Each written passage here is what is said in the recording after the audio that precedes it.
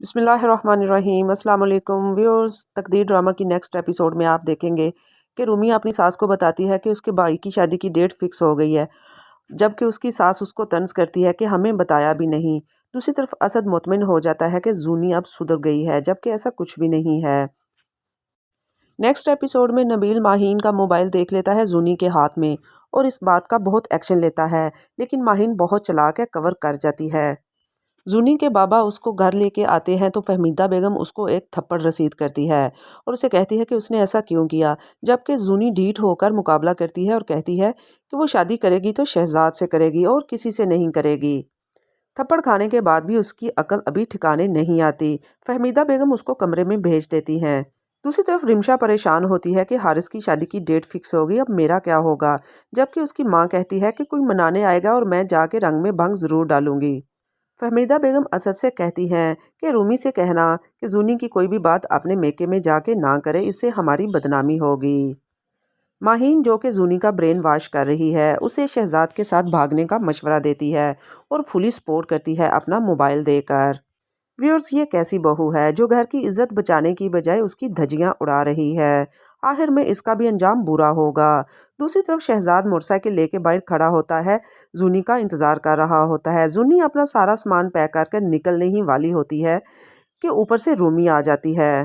رومی اسے زبردستی کھینچتے ہوئے اندر لے جاتی ہے، جبکہ زونی رکاوٹ پیدا کرتی ہے کہ مجھے جانے دو۔ زونی کے والد کو پہلے ہی بات کھٹک چکی ہوتی ہے، وہ زونی کی یہ حرکت دیکھ کر اس کو ایک تھپڑ مارتے ہیں اور رومی کا شکریہ ادا کرتے ہیں کہ اس نے ان کی عزت لٹنے سے بچا لی۔ ویورز، ایک طرف رومی ہے جو گھر کی عزت بچانے میں لگی ہوئی ہے اور دوسری طرف ماہین ہے جو اجاڑنے میں کوئی کسر نہیں چھوڑ رہی۔ رومی جب اسد کو بتاتی ہے کہ زونی گھر چھوڑ کر جا رہی تھی تو اسد آگ بگولا ہو کر زونی کے پاس آتا ہے، جبکہ اس کے بابا اسے سمجھاتے ہیں کہ میں نے اس کی کلاس لے لی ہے، اب صبح دیکھیں گے اس پر کیا کرنا ہے۔ دوسری طرف ہمنا ارسل سے اپنے تعلقات استوار کرنے کی کوشش کرتی ہے اور ارسل کا موڈ بھی اس کے ساتھ ٹھیک ہو جاتا ہے۔ ماہین کو جب پتہ چلتا ہے کہ زونی نہیں بھاگی تو اس کا مزید برین واش کرتی ہے اور اسے سب کی نظر میں اچھا کرنے کے لیے معافی مانگنے کا کہتی ہے۔ دوسری طرف حارث کی شادی کی تیاریاں ہو رہی ہوتی ہیں اور پھپھو کو بھی منانے کا پروگرام بن رہا ہوتا ہے۔ اگر یہ شادی خیریت سے چاہتے ہیں تو پھپھو کو تو نہ ہی بلائیں۔ شہزاد زونی کو کہتا ہے کہ اس کی رومی بھابھی کتنی بری ہیں اور اس کی چھوٹی بھابھی اس کا کتنا ساتھ دے رہی ہیں۔ زونی اپنے پلان کے مطابق اپنی امی سے معافی مانگتی ہے اور انہیں شیشے میں اتار لیتی ہے اور کہتی ہے کہ آئندہ ایسا کچھ بھی نہیں کروں گی۔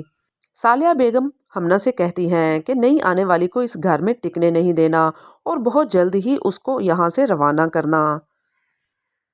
ماہین فہمیدہ بیگم سے کہتی ہے کہ رومی اگر چاہتی تو معاملے کو دبا سکتی تھی، لیکن اس نے ایسا نہیں کیا اور اس معاملے کو بہت اچھالا۔ فہمیدہ بیگم اس کی باتوں میں آ جاتی ہیں، جو کہ پہلے ہی اس سے نفرت کرتی ہیں۔ اسد نبیل کو ساری حقیقت بتاتا ہے، جبکہ نبیل ان باتوں کے بارے میں پہلے سے نہیں جانتا اور وہ بہت حیران ہوتا ہے۔